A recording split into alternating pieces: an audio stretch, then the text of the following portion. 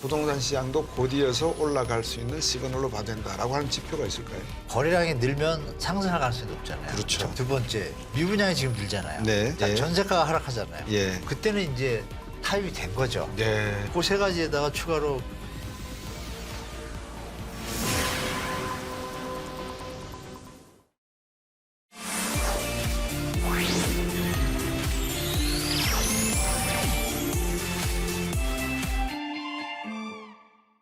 방금 설명 주신 내용이 둔촌동 아파트, 새 해당되죠. 아파트에 계약률이 발표되지는 않고 있는 상황인데 미공개했죠. 이제 이런 문제점들이 이 하나의 그 상징적으로 나타나는 곳이 둔촌동 아파트 입주다. 맞습니다. 그렇게 예. 보면 되겠습니까? 정확하신 말씀입니다. 예.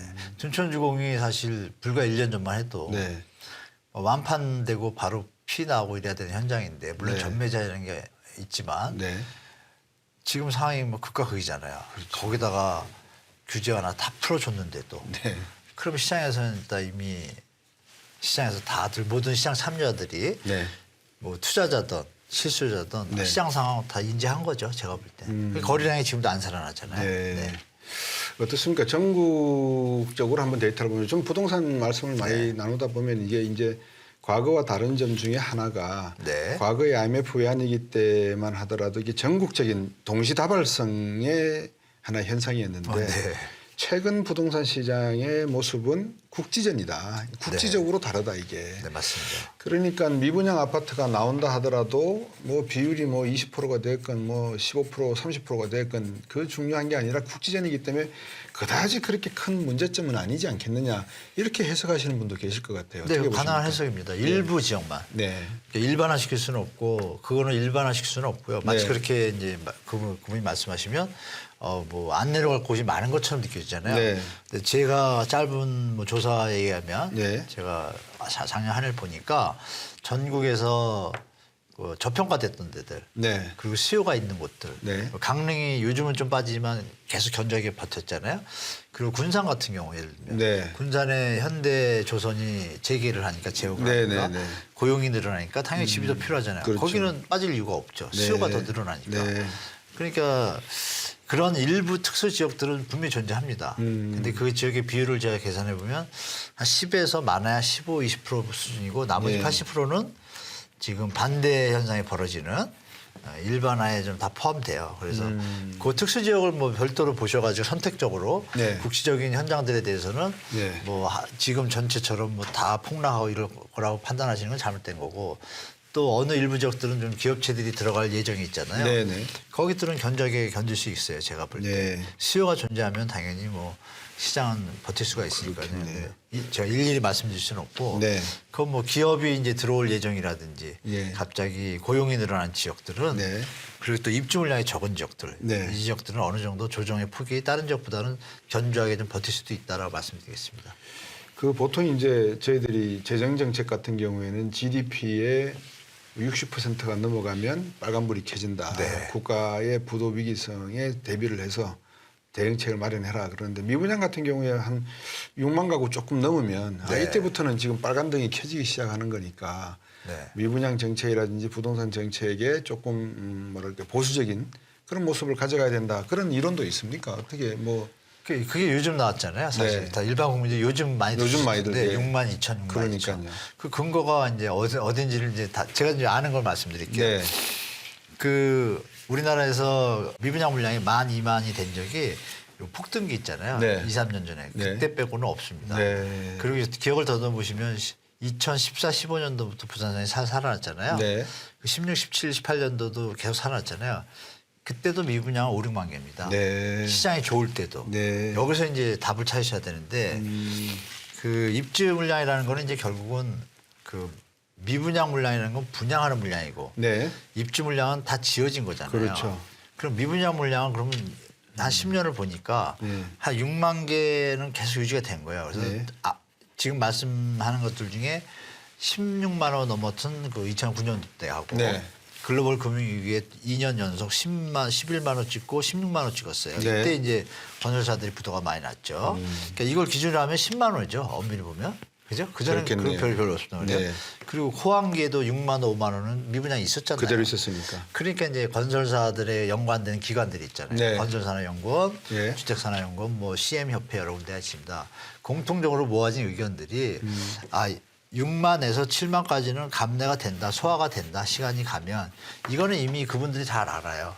저는 이제 외부에 있는 사람이니까 제가 네. 다 일일이 또 물어봤죠. 네. 그랬더니 그분들 하신 말씀이 6만에서 7만까지 문제 없다. 네. 이 얘기를 저는 몇 년부터 들어왔어요. 예. 근데 어느 날 갑자기 6만 2천이 가이드가 저한테 된 거예요. 법에도 없고 아무 데도 없죠. 그러니까요. 그러니까 제가 여기서 정확히 말씀 올리는 거죠. 건설사들 내부적으로는 네. 6만 7만까지는 소화된다. 시간이 가면. 네. 그런데 중요한 건 뭐냐면 더 늘어날 수 있는 가능성이 많은 시기가 된 거잖아요. 네. 특히 작년에 분양할 것을 정부가 규제 완화를 던진다는 소싱을 이미 그쪽 분들은 받아가지고 작년 12월에 제가 알기로는 이 서울 인근만 한 5, 6만 호가 예. 분양 계획을 스톱을 했어요. 예. 스톱을 하고 올해 하려고 연기를 시켜놨습니다. 네.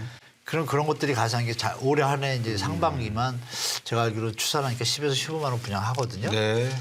그럼 지금 추세로 한 반토막 정도는 미분양 날 수 있잖아요. 그렇죠. 좋은 현장 빼고. 네. 그러면 한 7만 원 떨어지니까 현재 6만 호에다 더하면 13만 원가 되잖아요. 네.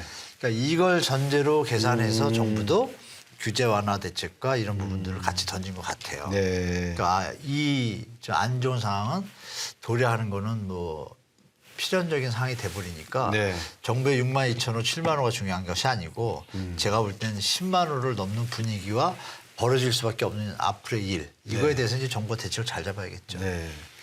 참 이 미분양 그리고 입주에 대한 내용들이 시장의 상황을 반영한다 이렇게 해석이 되는 게 참 우리나라의 독특한 현상인 것 같기도 하고요. 네. 어떻습니까, 교수님? 요즘 그 일부에서는 이 부동산 이야기가 조금 불확실성이 강하기 전에 네. 많은 전문가분들이 선분양 제도 가야 된다, 후분양 제도 가야 된다 이 논쟁이 약간 있더라고요. 네. 교수님 보시기에 선분양, 후분양 제도가 부동산 시장 안정화에 영향을 줍니까? 만약에 주지 않는다 그러면 왜 후분양 제도를 하는 건지 할 필요가 있다고 말씀하시는 건지. 그 대부분의 전 세계 국가들이 거의 후분양이죠. 그렇죠. 대한민국이 선분양은 거의 선두주자인데요, 사실. 네. 도리어 아시아 국가에서 지금 벤처마킹 해가지고 따라하고 있는데 선분양은 사실 국가가 보증을 써야지 가능한 사업이거든요. 근데 그게 이제 폐해가 좀 있죠. 분양가를 그러니까 정부의 어떤 협조 아래 진행되는 주택 공급 정책이니까 네. 정부가 보증을 서주는 그 시나리오가 합쳐져야 가능하잖아요. 그렇죠. 근데 그 제도의 기본 틀은 뭐냐면 분양가를 제어하는 능력을 가질 때죠, 정부가. 네. 근데 요즘 나오는 자꾸 분양가 상한제 풀으라고 이게 자꾸 아까도 말씀드렸지만 정치하시는 양반들이 네. 정책적으로 틀이 기본이 된 거를 자꾸 흔들고 정치적으로 접근하니까 이게 문제가 되는 건데 말씀 주신 대로 선분양을 해도 네. 지금 그 분양가격의 가이드라인을 잘 지키고 가면 크게 문제 없습니다. 네, 네. 안정적으로 공급하는 데 도움이 그렇죠. 되고요. 그렇죠. 근데 이거를 갖다가 이제 분양가 상한제를 어느 정도 풀고 네. 줄이고 그러니까 이게 막 들쑥날쑥하면서 집값이 떴다. 그러니까 국민들만 많이 피곤하죠. 네. 그래서 나온 게 이제 후분양제로 가겠다고 전 정부에서도 시장 안정에서 후분양하겠다고 그랬잖아요. 검토를 당연하죠. 했었죠. 정상적이죠. 왜? 네. 거품이 안 끼일 수 있는 실제 물건이니까. 네. 그러면 후분양이 다 같이 해야 되는데 네. 이게 섞여버렸잖아요. 지금 또. 그렇죠. 근데 이제 여기서 이상한 당근을 쓴 거예요. 네. 후분양을 하면 분양가 상한제가 적용이 안 되는 거예요. 그러니까 조합이나 건설사, 시행사 입장에서는 선택을 할 수 있는 길이 두 개가 생겨버린 거잖아요. 네. 그러면서 이번에 후분양을 선택한 현장들이 이 주택가격 폭락으로 맞이해서 지금 어려움에 봉착했잖아요. 도리어. 네. 네. 근데 다 같이 후분양을 했다라면 추세가 형성되니까 이런 일이 그렇죠. 없겠지만 예. 그러니까 둘 다 문제점이 있는 거예요. 그러네요. 그러니까 엄밀히 말하면 후분양이 원칙이고 예. 대한민국의 특수성 때문에 인구가 급증 폭증하던 시절에 네. 주택 공급을 원활하게 위해서 네. 건설사의 유동성을 확보해주고 대신 그 주택 가격이 폭등하는 걸 막기 위해서 가격 제어라는 어떤 키를 들고 있었기 때문에 가능해 왔었는데 네. 이것이 이제 분양가 상한제가 이 상태에서 풀리고 이 미스매치가 되면서 네. 시장이 더 혼동스러워진 거죠. 지금 말씀드린 것처럼 어떤 게 난지가 지금 모르는 건데 제일 나은 건 후분양이고요. 네. 지금 우리가 하는 선분양도 분양가 규제 제어를 한다라는 그게 있다라면 이게 더 좋을 수도 있죠, 사실은. 네. 딱 그렇게 뭐 어느 게 좋다 나쁘다는 조건에 따라 좀 틀린 것 같습니다. 네. 말씀 듣고 보니까 이제 가정과 시장 환경이 어떻게 되냐에 따라 상당히 변동성이 선분양이냐, 많죠. 예, 후분양 네. 변동성이 많다는 말씀 같은데 제가 이렇게 생각하기에 우리나라 부동산 시장 중에 또 하나의 문제가 이제 저도 그랬습니다만 한 몇 개월 전부터 네. 이 부동산 PF 대출 문제가 상당히 심각하다. 지금 IMF도 이 점을 좀 강조를 한 것 같고요. 네. 결국은 1분기 말에 돌아올 ABCP라고 해야 되나요? 부동산 네, 담보음이 한 32조 가량 되는데 네. 이게 과연 서포트가 가능할까? 지탱이 가능할까? 안 그렇다 그러면 이 저축은행이라든지 제2금융권 네, 네. 상당히 어려워지면서 금융 경제 전체에 쓰나미가 올 수도 있다. 이런 또 그 뭐라 그럴까 경고등이 켜진 것 같습니다. 교수님 보시기에는 어떻습니까? 저는 이제 개인적으로 그렇게 안 보고요. 그 우리 글로벌 금융위 때 아까 모두에도 말씀드린 것처럼 네. 종건이 뭐 들어본 뭐 유명한 회사 많잖아요. 뭐 청구건설 다 없었잖아요. 네. 네. 우리나라는 껐다가 없잖아요. 그렇죠. 잠깐 위기 있었지만 상호저축은행들이 11개가 부도가 났죠. 결론은 네. 물론 우리 서민들까지 피해를 본 일이 있습니다. 네. 근데 그게 국가 경제를 뒤흔들 만큼의 아니었다. 위력은 전혀 없었습니다. 네. 왜 우리 경제 펀더멘탈이 일단 수출에 있고 네. 내수도 있고 그렇죠. 물론 경제 건설 시장이 차지하는 비중이 크긴 큰데 그 은행이 그때 뭐 우리나라 저축은행이 뭐 몇십 개가 있는데 네. 3분의 1이 갖고 또 금융기관을 따져보면은 1금융부터 따져가지고 여전사까지 하면은 몇백 개 중에 11개 무너진 거거든요. 네. 근데 그게 이제 과대 해석이 되면 예. 그걸 볼모로 해서 금융사나 부실 금융사 건설사까지 네.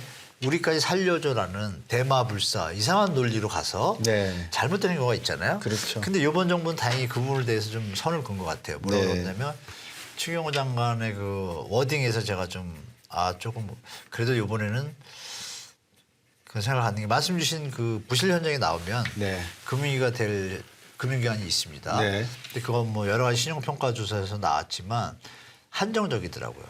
나름 우리가 아시겠지만 전 정부서부터 뭐 바젤3 때문에 보험사든 뭐든 다 이 자본 비율하고 유동성 비율을 건전화시키는 예. 과정을 다 좋았었거든요. 네. 그 과정 속에서 그전에 1금융권도 흔들흔들했지만 지금은 네. 전혀 뭐 완전 완벽합니다. 네. 그 뭐 현장에 대해서 투입된 부분도 적고 네. 말씀 주신 2금융권으로 와 보니 이 금융권도 좀 나뉘더라고요. 네. 저축은행 계열은 이미 2011년도에 폭파당하는 걸 겪었잖아요. 파산하고. 그렇죠. 예. 그러니까 조금 그런 보수적으로. PF 자금의 어떤 비중을 갖다가 조절해 왔어요. 네. 그러니까 저축은행도 조금 자유로운 편이에요. 네. 좀 안정적으로 네. 감내할 수 있는 수준까지 정리가 돼 있더라고요. 근데 이제 그 중에 증권사, 예. 캐피탈, 일부 중견 보험사들, 네. 요 분들이 과도하게 수익을 노리고 네. 리스크 관리를 안 하고 3, 4년 전부터 뭐 부동산 코로나 때 네. 그리고 아시는 바와 같이 증권사 수익률이 예전보다 좀 줄었잖아요. 줄었죠. 그러면서 그쪽으로 갑자기 부동산 팀이 없었거든요. 그쪽에 네. 그냥 심사하고 원래 그 재산 관리 그 대출 관리팀에서 심사하고 외주 줬다가 네. 대출하는 형태였어요. 그 전에 PF가. 그런데 네. 지금은 그 당시 3, 4년 전에 이게 돈이 되니까요. 수수료가 뭐 브릿지론 아시잖아요. 네, 네. 잠시 단기 대출에도 뭐 10% 이렇게 나오니까 저금 시절에 예. 그 얼마나 그 황금알이에요. 그러니까 그렇죠. 거기에 이제 리스크 관리를 안 하고 무리하게 한 중견 회사들이 좀 있어요. 소형 회사들이. 네. 근데 그 회사들이 이름을 거론하기 그렇고 네. 보니까 제가 볼 때 10개도 안 되고 몇 개 회사가 있습니다. 그 회사는 미분양이 말씀대로 증가되면 네. 당연히 힘들겠죠, 버티기가. 그러면 그래서 이제 추경호 장관이 그 얘기 했었거든요. 우량 현장이라는 말을 썼어요. 네. 우량 현장. 그게 답이죠. 우량 현장은 살려주고 네. 불량 현장은 날립니다 이렇게 얘기를 할 수는 없잖아요, 장관님이. 예. 그러니까 그 워딩을 우리가 시장에서 받아들일 때 부실 현장은 그러니까 어느 시점에 가서는 정리가 되고 그 예산에도 나와 있어요. 네. 말씀하신 32조가 돌아오는데 네. 정부에서 지원하는 금액은 딱 보니까 네. 해놓고 플러스 알파 해놨거든요. 처음 1차가 제가 알기로 9조 플러스 알파였어요. 네. 그러면 금액이 벌써 모자르잖아요. 그렇죠. 그러면 이걸 우리가 좀 예측하고 대비를 해야겠다라고 좀 말씀드리겠습니다. 네. 그 걱정 안 하셔도 될 수준이다. 정리가 몇 개 돼도 네. 거품이 제거되는 과정이라고 그게 제거가 되면요. 네. 토지 가격이 내려가거든요. 네. 그럼 건설업자들이 작년부터 건설하시는 분들이 들리는 얘기가 이겁니다. 지금은 이제 사서 할 게 없다는 거예요. 토지 가격이 너무 올라서. 네. 그 얘기는 이미 임계점이 왔다는 그렇겠네요. 얘기니까 조정이 필요한 시기인 거예요. 이 현장들도. 그래서 결국은 조금은 치킨 게임이죠. 정리될 수밖에 없다라고 네. 받아들이는 게 좋을 것 같습니다.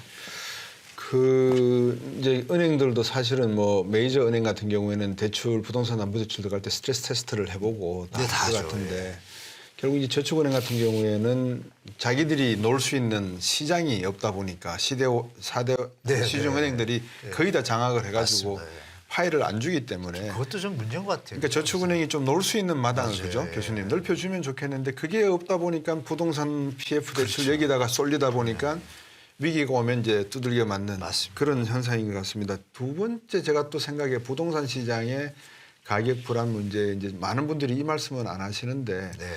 부동산은 시행사, 시공사, 그다음에 분양업체, 네. 그다음에 지나고 나면 입주가 있지 않습니까? 네, 네. 근데 이 네 개의 그 부가가치 사슬이라 그럴까요? 네. 여기에 카르텔적인 조직이 있는 것 같아요. 제 느낌에. 있는 게 아니라 있습니다. 그렇죠. 네, 제가 알기로. 그래서 이 부분에 대한 네. 우리 정부도 부동산 가격을 교수님 말씀 주신 대로 중장기적인 하나의 그렇죠. 주거의 개념으로 가져가려면 네. 시행 시공보다도 네. 이 마케팅을 하고 분양을 하는 대행업체들의 네. 소위 말하면 버블 또는 이 갭을 키우는 버블을 키우는 이 역할을 좀 관리 감독해 줄 필요가 있는 것 같거든요. 선분양하다 보니까 정말 좋은 말씀이에요. 예, 선분양하다 보니까 이분들이 가격을 엄청 올려놓고 떴다방도 만들고 네. 계약하고 나오는데 1억 딱지 드린다 이런 말도 하고 맞습니다. 예. 이런 것들이 논리가 안 되는 것 같아요. 왜 논의가 안 되는지는 모르겠는데 결국 이런 것들을 다 잡아내고 관리 감독해야지만 그렇죠. 부동산 시장이 좀 관리될 것 같거든요. 네, 너무 좋은 말씀 주셔서 개인적으로 감사드린데 네.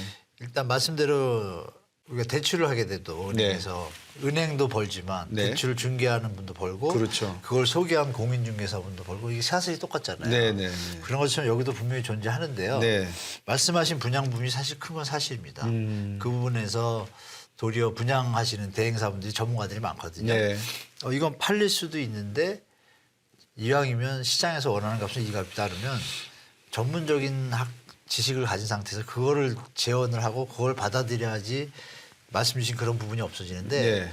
여기서 이제 문제가 뭐냐면 더 비싸게 조금 더 팔면 그 남는 이익에 더 많이 너한테 줄게 대행사한테 네. 이 유혹을 대행사들은 또 거두기가 힘든 거예요. 그렇죠. 도리어 거꾸로 그 더 많은 값을 받아주면 이 수수료 대행료보다 더 많이 줄게 플러스 인센티브를 주니까 시행사 입장에서는 이 분양 대행사들이 잘만 팔아주면 네. 어떤 합법을 넘어서 말씀하신 뭐 편법부터 해가지고 정말 뭐다 말씀드릴 수는 없습니다. 네. 다 아시겠지만 시청자분들도 네. 이런 얘기 있었잖아요. 얼마 전에 그 계약률 공개 안 해가지고 어느 분이 모델하고 써서 막 부시고 네, 그게 네, 네. 거기에 저 배우보다 연기를 잘하시는 분들 꽤 계시거든요.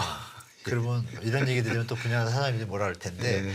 대부분은 잘하시는데 일부분들은 이런 식입니다. 손님이 오면 네. 우리 직원이 이미 손님이 돼 있는 거야 10명이. 네. 앉아 있어요. 앉아 있으면 분위기가 이상하잖아. 분명히 밖에서 볼 때 없는 것 같은데. 네. 근데 거기서 얘기하고 있는데 저기서 계약했습니다. 그러고 박수 치고 막 그래요. 근데 그분이 아마 그렇게 해서 썼을 거야 아마. 네. 그리고 여기 옆으로 얘기하죠. 계약률이 몇 프로 그러면 아직 한 몇 개 안 남았습니다. 이 소리에 사람이 하고 쓰게 되는 거예요. 그렇죠. 그랬다가 알고 보니까 이게 아니니까 네. 얼마나 화가 났겠어요. 그럼요. 그러니까 지금 말씀하신 그분이 되게 중요하거든요. 관리하는 게 아무것도 없어요. 네. 그거에 대해서 없는 것 같더라고요. 네, 그래서 그 부분도 정부해야 되는데 지금 뭐 다른 일 너무 크니까 이것까지 손댈지 모르겠지만 네. 중장기적으로는 사회자님 말씀이 너무 정확하십니다. 이런 네. 부분까지 다 케어를 해야 된다. 브릿지론도 사실 수수료율도 관리하는 게 전 좋다고 봐요. 물론 네. 4인 간의 거래지만 네. 터졌을 때 국가가 케어를 해야 되는 입장에 있는 금융기관들은 그만큼 또 감독권이나 그런 것도 갈 수 있잖아요. 네. 공익을 위해서. 네. 그런 건 저는 필요하다고 봅니다. 교수님 방금 이제 그런 말씀을 주셨지만 이 국가가 결국은 부동산 저희들 외환위기 때 겪어봤지 않습니까? 네. 결국은 국가가 모든 걸 관리해야 되고 그 책임은 국민 개개인들이 금가락지를 내놓고 우리 스스로가 네, 다 해결했지 맞습니다. 않습니까? 맞아요. 국가가 관리 책임을 결국 이렇게 등한시하다 보면 곳곳에 눈먼 돈을 조용히 챙기면서 네. 그 피해는 서민들이나 정말 주거를 갖고자 하는 선량한 유효 수요 예. 분들에게 다 돌아가는 네. 그런 현상이 나타나서 이제 그런 이야기가 나다 보니까 제가 또 역전세, 깡통 전세 예. 뭐 이런 말씀 빌라왕 뭐 네, 빌라왕. 잘 아시지 않습니까? 전부 이 피해자가 네. 발생하는 상황입니다. 네. 그럼 이제 이 피해자를 늘 사후 약방문식으로 일이 터지고 나면 야 깡통 전세다, 빌라왕이 있다, 역전세다 어떻게 할 거냐. 좀 이거를 사전에 선제적으로 네. 대응할 수 있는 방법이나 정책 좀 개발하면 안 되겠습니까? 어떻습니까? 제가 개인적으로 볼 땐 개발이 아니라요. 마음만 있으면 바로 할 수 있습니다. 아 그렇습니까? 제 제안인데요. 네. 이 전세 사기가 일어나는 이유는 네. 또 깡통 전세가 일어나는 이유는 네. 시세보다 높게 전세를 받기 때문이잖아요. 네. 대출을 받아서 들어가던 그렇죠. 전세 보증금을 시세보다 만약에 50%만 받게 법이 있다라고 가정을 할게요. 네. 그럼 가짜로 시세를 가짜로 올리지 않는 한 네. 전세 사기가 나거나 깡통 전세가 날 일이 없습니다. 없죠. 왜냐하면 상식적으로 우리가 사는 사회에서 네. 부동산의 가치는 시장 균형에 의해서 가격이 정해졌고 네. 그게 경매가 나온다 그러면 그만의 할인 가치가 있다 하더라도 반가까지는 안 가거든요. 네. 원가 개념에서 보더라도. 예. 예. 그러면 지금 말씀 올린 대로 전세 보증금은 시세의 50% 이하로 법이 있다 그러면 이런 일이 전혀 없겠죠. 네. 이게 과도하죠. 자본주의 시장에서. 그렇다면 50%라는 느낌에 들 수 있는 합리적인 다른 대안을 찾아야 되는데 네. 강제할 수 없으니까. 네. 그러면 전세 가격이 오르는 원인의 기본이 전세 가격이 오른다는 거는 매매 가격을 넘어설 수 있다는 넘어설 수 거고 있다는 문제가 거고. 터질 그렇죠. 원인이 되잖아요. 네. 그 안 남게 제어하는 기능을 정부 할 수 있냐? 할 수 있습니다. 일단 전세 대출을 없애면 끝나죠. 네. 그러면 전세 보증금 자체로 들어가는 분들은 네. 공인중개사분들한테 죄송하지만 페널티를 매기는 거예요. 공인중개사분들은 지금 피해를 보는 분들이 대부분 2030이거나 그렇죠. 4050이라도 부동산에 신경을 쓸 수 없고 열심히 생업을 하시다가 이사 갈 때만 찾아가니까 지식이 없죠. 그렇죠. 그럼 공인중개사님들은 개업하신 분들 빼고 다 연륜이 있고 다 알잖아요. 그렇죠. 공인중개사 시험 보신 분들은 아시겠지만 어마어마한 내용이 들어 있습니다. 다 압니다. 그 정도. 이 집이 100원이다. 이 집을 80원에 한다. 이거 위험한 거예요. 다 알아요. 그럼 공인중개사 분들이 네. 만약에 문제가 터졌을 때 예. 그럼 역전세가 나가지고 문제가 터져서 만약에 1억짜리가 2천이 날라갔어요. 돈이. 네. 그럼 그거의 50%를 공인중개사가 부담해야 된다 그러면 예. 하라고도 안 합니다. 그렇겠죠. 당연하죠. 아니면 돈에 대한 문제가 부담이 된다라면 공인중개사 자격증을 6개월 정지하든지 네. 또 뭐라 그러죠? 이 완투 스트라이크 제도. 예, 쓰리 스트라이크. 그게 3번 되면 아예 퇴출시키든지 자격증을 이것만 갖다는, 있어도 네. 공인중개사분들이 그거 무서워서 일부러 이런 것들은 케어를 합니다. 젊은이들을. 자기 자식이 아니더라도 네. 자기가 다치니까. 그런 공정한 사회로 가려면 일단 가이드를 정부에서 잡았어야죠. 두 번째가 이제 전세대출 금액인데 네. 지금 LH가 아니라 주택도시보증사 허그에서 전세보증보험 대출을 하잖아요. 네. 그 대출 기준이 공시가격의 150%였습니다. 작년까지. 네. 터지고 나니까 예. 저도 뭐 어디 뭐 방송에서 자꾸 얘기를 하니까 140% 낮춘다고 무슨 눈 가리고 아웅식으로. 생각해 보세요. 100원짜리가 폭등한 게 100원인데 예. 그러면 원래대로 가격으로 내려오면 지금 분위기가 50원이잖아요. 50원, 그럼 예. 100원에서 예. 공시가격은 70원이었을 거 아니에요. 네. 그럼 이거의 150%는 얼마예요? 120원이에요. 120원. 지금 50원 되면 60원이 거품이었던 거잖아요. 그렇죠. 그러면 정부가 그걸 모르겠어요. 저도 아는데. 그럼 정부가 전세보증보험 대출을 할 때 조건을 시세에 무조건 60, 70%에 끊어요. 네. 그럼 전세 가격 폭등도 없을 거고 줄 네. 거고 네. 사고가 나도 네. 경매가 나도 그러네요. 보증보험 60% 커버가 되잖아요. 그렇죠. 안 나잖아요, 사고가. 이걸 다 알고 있습니다. 정책 당국자들이. 네. 근데 왜 이러고 있을까요? 이거는 일부 기득 세력들의 빌라왕과 연계된 여기까지 얘기하면 좀 일이 커질 것 같아서 제가 적겠는데 뒤에 숨어 있는 뭐 이런 분들 라인 카르텔을 이거 얘기하면 큰일 나기 때문에 제가 그런 것들을 척결을 안 하기 때문에 그래요. 이런 말이 있더라고요. 위장 결혼은 불법인데 네. 위장 이혼은 합법이다. 청약 받을 때. 네. 그래서 제가 그 말을 듣고 한 다음에 참 얼마나 이 적절한 비유인가. 그러니까 이게 밸런스가 안 맞지 않습니까? 적절하네. 네.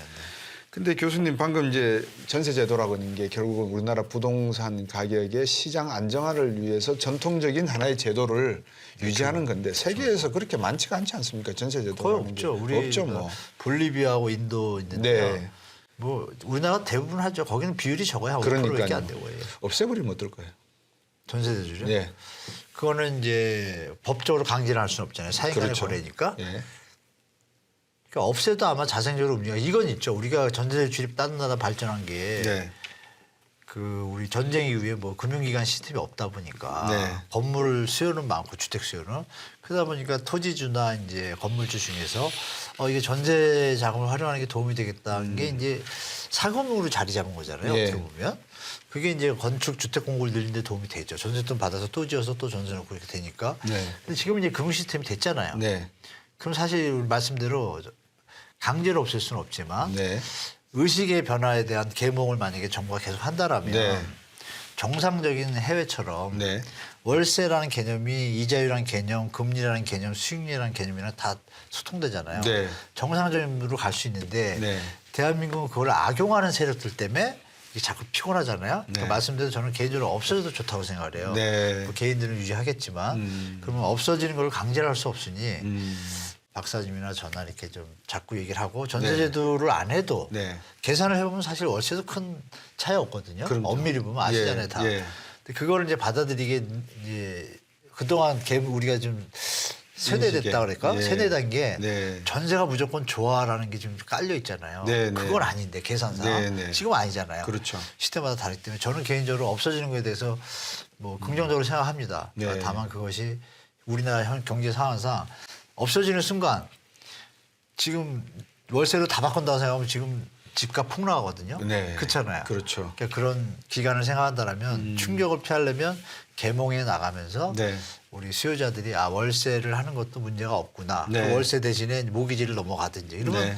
전세라는 게 중간에 빠져도 저는 큰 문제 없다고 생각합니다. 네. 저도 이제 외국 생활을 많이 해놓으니까 아, 네. 월세 개념에 익숙해져 있는데 그렇죠. 한국에 와서 전세할 돈도 없고 네. 전세 그러니까 저는 상당히 좀 그 뭐라 그럴까요? 약간은 좀 어색하더라고요. 그러셨구나. 저는 한국에 와서 지금까지 이제 월세 생활을 하고 있는데 네. 예, 오피스텔에 살고 있으니까 월세입니다. 예. 근데 그 생활을 하고 있는데 오히려 그게 더 뭐 네. 편하다 그럴까요? 깔끔하죠. 예. 예, 깔끔하고 그런 것 같아요. 네. 근데 뭐 전통적으로 대한민국은 전세 시장이 상당히 강했고 활성화되었으니까 교수님 네. 말씀대로 뭐 실명제 개혁하듯이 그냥 하루아침에 금융실명제 뚱 해버리면 전세값 폭락하고 집값 난리 폭락하죠. 나죠. 예, 그러니까 이제 연착륙 개념의 맞습니다. 예, 의식의 맞습니다. 개몽이 그렇죠. 있어야 된다고 예. 말씀하십니다. 그랬으면 좋을 것 같아요. 교수님 보십시오. 제가 지금 교수님에게 여쭤보려고 하는 질문의 반도 지금 못 아 그래요? 아 네. 그래서 어쨌든 네. 시간은 다 돼가고 그래서 다음에 한 번 더 시간을 내셔서 예. 정책 이야기를 하고 네. 끝으로 한번 저희들이 네. 오늘 말씀 주신 거를 종합해보고 요약해봐야 될 것 같습니다. 네. 첫 번째, 부동산 침체는 당분간 침체가 계속될 수밖에 없다. 제가 아는 상식으로는 부동산 침체가 반등하는 데까지는 8년에서 9년이 걸리더라. 그러면 2022년부터라고 하면 오히려 더 많이 남았다. 아니다. 2024년부터 세계 경제가 반등하면 부동산도 반등할 가능성이 있다. 어떻게 보십니까? 뭐 둘 다 맞는 말씀인데 너무 어렵게 뭐 계산하실 것 없이 그냥 단순하게 제 생각을 그럼요. 말씀드리면 단순하게 좋습니다. 주택 가격이 아까 말씀드린 그 수요자들 있잖아요. 실수요자, 네, 예. 가수요자 빼고 유효 수요자. 실수요자들이 부담할 수 있는 성까지 집값 다 내려왔어요. 네. 그럼 정부가 사지 말란다고 안 살까요?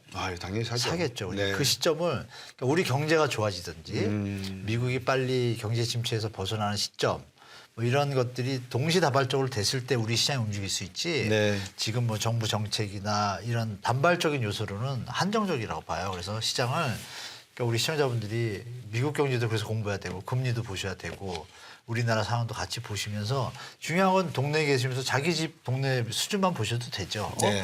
이 값이면 내가 살만한데 예. 그때 이제 옆에 물어보시면 살만해도 돼. 대부분이 다 그러면 그때가 살 때죠. 예. 그러니까 이제 기간을 갖다가 1, 2년은 아니다라는 건 확실하죠. 네. 길게 될 수도 있다. 네. 이번처럼. 그런 가능성은 존재합니다. 저도. 교수님이 말씀 주신 지표 중에 네. 개인의 가처분 소득 대비 예, 가격 부동산 담보 대출 부담이 네, 어느 정도 되는가를 계산을 해내면 네. 실수요의 입장에서 판단할 수 있는 기초 나옵니다. 기초 자료는 된다 이렇게 볼 수 맞습니다. 있겠군요. 예, 맞습니다. 그러면 시그널 자 이제 방금 교수님께서 시그널이 나올 것이다라고 네, 하시는데 뭐 미국 금리 이야기도 있을 거고 또 성장률도 있을 거고 우리나라는 그렇죠. 수출 경제니까 너무 많죠. 수출 지표가 있을 거고 그 중에서 이게 핵심 프라이머리 키다 키 밸류다 요 세 가지를 자세히 보고 이게 긍정으로 올라가면 부동산 시장도 곧이어서 올라갈 수 있는 시그널로 봐도 된다라고 하는 지표가 있을까요? 뭐 금리부터 나오게 되면 너무 이제 방대해지니까 예, 예. 그 우리 그 역량이 나타나는 새로운 팩트 요인들이 있잖아요. 네. 그걸 말씀드리는 게 더 편하실 것 네, 같아요. 네. 그러니까 전통적으로 이제 거래량이 지금 줄잖아요. 네. 그러니까 하락하잖아요. 네. 그럼 거래량이 늘면 상승할 가능성이 높잖아요. 그렇죠. 첫 번째 요인. 그렇죠. 두 번째 미분양이 지금 늘잖아요. 네. 그러니까 하락하고 있잖아요. 네. 그럼 미분양이 줄거나 거의 없어지면 올라갈 가능성이 높겠죠. 예. 두 개 딱 됐고 자, 예. 전세가가 하락하잖아요. 예. 집값이 내려가잖아요. 예. 제가 말씀드린 게 그러면 요 세 가지가 올라가거나 감소하거나 이게 딱 맞으면 이거 올라갈 수 있는 가능성이 되게 높은 거잖아요. 그러니까 결론은 거래량, 전세가 추이, 네, 미분양 미분양. 추이 세 개가 딱 올라가는 분위기 바뀌면 그때는 이제 타임이 된 거죠. 네. 그 현상은 왜 일어나죠? 박사님과 말씀 나눈 뭐 금리부터 여러 가지 요인들이 중합돼서 이제 시장에서 뭐 이런 거 공부한 분들이 먼저 시장에 들어오겠죠. 네. 그런 현상들이 누적되면 뉴스에도 이제 나오겠죠. 네. 거래량이 늘었다, 뭐가 했다 할 때 거래량만 늘었다 그러면 속으시면 안 되고 지금 말씀드린 세 가지 네. 플러스 경매 지표까지 보시면 더 네. 좋겠죠. 경매 지표는 잘 오. 발표를 안 하니까 좀 접근하기 힘드신데 예. 그 세 가지에다가 추가로 경매 지표 볼 수 있으면 네 가지가 맞다. 이건 거의 뭐 100%겠죠. 경매 수가 줄어든다 이렇게 하면 가격이 오른다는 경매 막 낙찰률도 오르고 막 예. 응찰하는 사람도 많아요. 이러면 이제 살아나는 거니까. 그렇죠. 그 네 가지가 한 방향을 가리키면 당연히 그건 상승이겠죠. 그렇게 판단하시면 편하실 것 같습니다. 예, 추가적으로 교수님께서 이제 거시적인 지표를 두 가지를 말씀 주신 것 같아요. 시청자 여러분에게 제가 좀 도움을 드리면 네. 노동 시장이 좋아야 될 것 같습니다. 결국 네, 핵심을 또 고용이 좋아야 되는 게 네. 그러니까 안정적인 소득이 발생한다는 맞습니다. 거고요. 두 번째는 중장기적으로 출산율이 높아야 될 것 같아요. 인구가 뒷받침되어야지만 결국은 부동산이 맞습니다. 수그러들 때 뒷힘이 된다라는 말씀인 것 같습니다. 그래서 중장기적인 관점에서는 출산율과 인구 동태적인 변화를 봐야 되고 맞습니다. 노동시장을 보면 좋겠고 네. 단기적인 입장에서는 거래량이라든지 미분양률이라든지 아니면 전세가의 네. 변화 이거를 보면 된다 이렇게 이야기 드리면 그렇죠. 되겠습니다. 너무 정리를 너무 잘하셔가지고. 저하고 약속을 하셨으니까 네, 요 네, 네. 정부 정책 부분은 제가 남겨놨다가 네. 다음에 또 한번 모셔서 꼭 예. 여쭤보도록 하겠습니다. 영광입니다. 예, 예. 오늘 말씀 잘 들었고 네. 또 앞으로 좋은 부동산 정책이나 네. 또 이슈에 대해서 시청자 여러분들에게 많은 말씀, 좋은 말씀 부탁드리겠습니다. 네, 감사합니다. 예, 교수님. 감사합니다.